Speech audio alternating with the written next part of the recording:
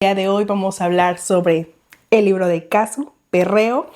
Cuando decidí leer este libro, lo primero que se me vino a la mente fue ojalá responda a una de mis preguntas que me he hecho durante mucho tiempo, que incluso me llevó a dejar de escuchar el reggaetón y perrear, ¿por qué no? Fue ¿el perreo es machista? ¿El perreo cosifica, sexualiza, denigra a la mujer? Esta música que a todos obviamente nos gusta y es tan pegajosa, realmente lo que estamos haciendo es denigrarnos como mujeres. Y es que es imposible de que la respuesta obviamente la piensas y dices, claro, sí es machista. Y se me viene mucho a la mente una imagen que hace muchos años vi en un videoclip de un reggaetonero que iba caminando sobre las calles con una mujer con un collar como si fuera una perra o un animal, ¿no? Cuando vi eso, me quebró la cabeza. Yo que me considero feminista, dije, no, no puedo escuchar esa música, o sea, no puedo fomentarlo. Pero era imposible no sentirme atraída por querer mover mis pequeñas caderas cada vez que escuchaba esa música. Así que dije, espero que este libro responda a esta y muchas preguntas. Y la verdad es de que sí lo hace y plantea unos cuantos temas que me parecen que son muy, muy importantes, que me gustaría hablarlos a detalle. Así que, ¿qué les parece? Comenzamos. Bueno, este libro, pues como lo comento, ha dado muchísimo de qué hablar y habla de algo muy, muy importante, que es cómo las mujeres disfrutamos de nuestra sexualidad. Entonces, voy a irme a la página 19, porque aquí ya tengo marcado, tengo una línea de temas que me gustaría hablar, porque efectivamente ella se hace la misma pregunta, ¿el perreo es machista? Y aquí ella menciona, voy a leerlo puntualmente. Habla de la canción de Gasolina, recuerda la de Dame más gasolina, y que en el fondo, en el coro, se escucha las voces de mujeres diciendo dame más gasolina. Cada quien, dice ella, puede interpretarlo como quiera. Creo que la mayoría entendemos qué significa, pero dice, esta canción cuenta con un recurso que era más usado en ese entonces y que ahora está en desuso. Se trata de las contestaciones por parte de un coro de mujeres. Puntualmente, en esta canción, desde mi punto de vista, estas contestaciones cumplen un rol importantísimo al diferenciar un acto sexual entre dos personas de una violación, porque explícitamente dice ella, existe el consentimiento. O sea, está hablando de algo en el que ella no está de acuerdo. Pero cuando ella dice, dame más gasolina, habla del consentimiento. Aunque no sabemos a qué se refiere Daddy Yankee con gasolina, pongamos la mente a trabajar y que cada uno imagine lo que le parezca, lo importante es que eso es lo que ellas quieren y piden, según se escucha en la canción Dame más gasolina. Y aquí es donde dije, claro, aquí está la respuesta sobre si es o no machista. Aquí el tema es, ¿existe el consentimiento? ¿Las mujeres lo quieren?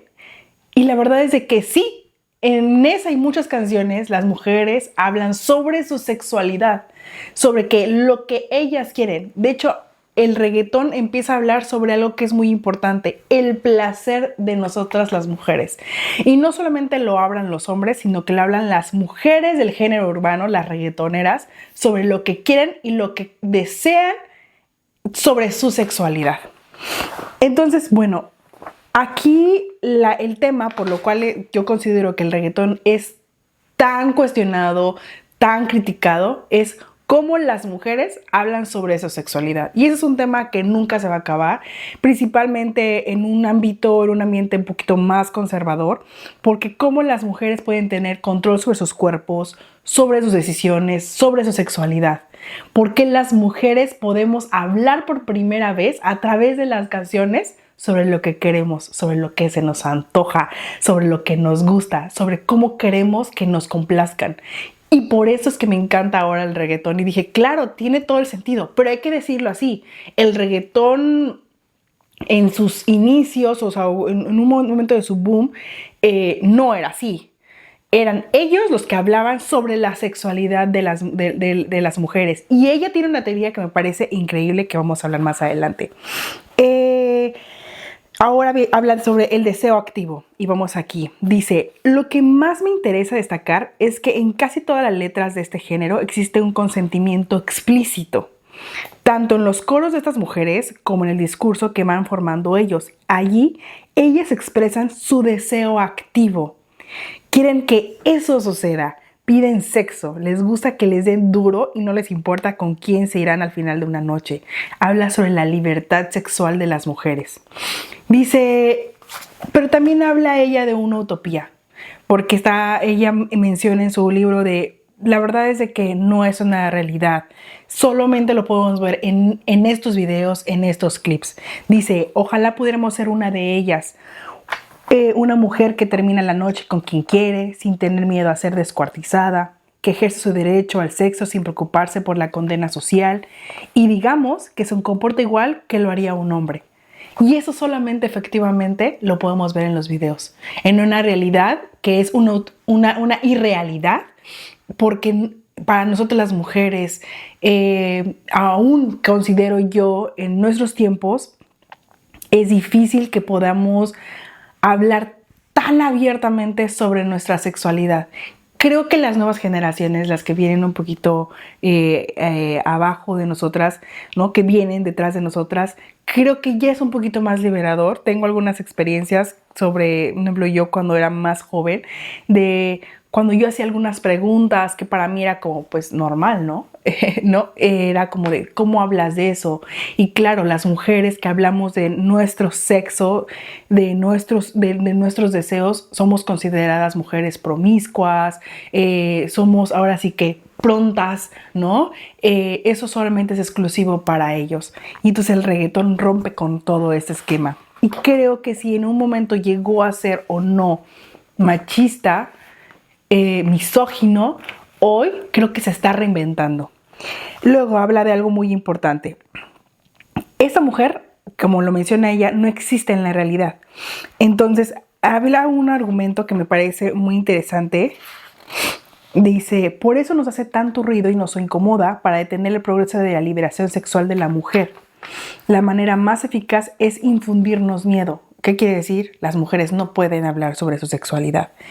Y aquí hay algo que también me causó mucho interés, dice ella. Dice, a nosotras nos convencen de que la manera más segura de evitar un ataque es mantenernos discretas. Porque antes de preguntar quién nos violó, nos acosó y por qué lo hizo, se preguntan qué hizo ella para ser violada o abusada. ¿Por qué nuestro cuerpo pareciera no pertenecernos? Solo la culpa y la responsabilidad nos pertenece. Voy a irme a otra de las páginas más adelante donde ella también lo menciona muy claramente. 107. Una mujer no se desvaloriza por sexualizarse, se valoriza por apropiarse de su sexualidad y de su deseo. Al elegir qué hacer con ellos en un mundo totalmente reservado al placer masculino heterosexual. Entonces ella habla de cómo el reggaetón, ¿no? Cómo esta música, estas letras, habla de un mundo un espacio en el que existe la igualdad sexual, donde las mujeres podemos hablar de lo que deseamos. Y justo aquí quisiera detenerme sobre la educación que se le debería dar a los hombres un poquito, porque de hecho me encanta cuando leo hacer observaciones al autor, pensando que van a leer, pero yo sé que eso no sucede, pero por eso hago estos videos. Sobre qué educación hemos recibido nosotras las mujeres y cuál es la que han recibido ellos. Creo que se habla mucho sobre que el hombre ya por naturaleza, y siempre se justifica, es su naturaleza ya es así. El hombre puede hablar, puede desear, puede fantasear y está bien porque ellos son así, es su naturaleza. Pero pareciera como que si no se pudieran controlar, como que si eso está fuera de su poder controlarse. Pero para otras cosas los hombres sí son fríos, calculadores, directos. Pero para otras pareciera que no lo son. Entonces, como digo, porque a veces subestimamos su capacidad, ¿no?, de controlarse sexualmente y no el de, y entonces es mejor educar a las mujeres su comportamiento y no el de los hombres. Y bueno, yo soy mamá de hijos, de varones, y tengo uno más grande al que siempre le he hablado sobre temas de qué importante es sobre la responsabilidad sexual que él debe de tener. Y aquí voy a tocar unos puntos, espero no aburrirlos, que para mí son importantes, que se deben de considerar en la educación sexual de los hombres.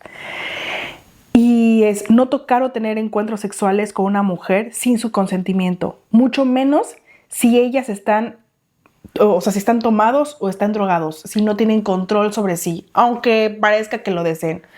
Hoy lo veo así. Creo que se evitarían muchísimos problemas porque también hay que cuidar a los hombres, a nuestros hijos, ¿no? Otra, no son animales. Deben aprender a controlar sus impulsos sexuales.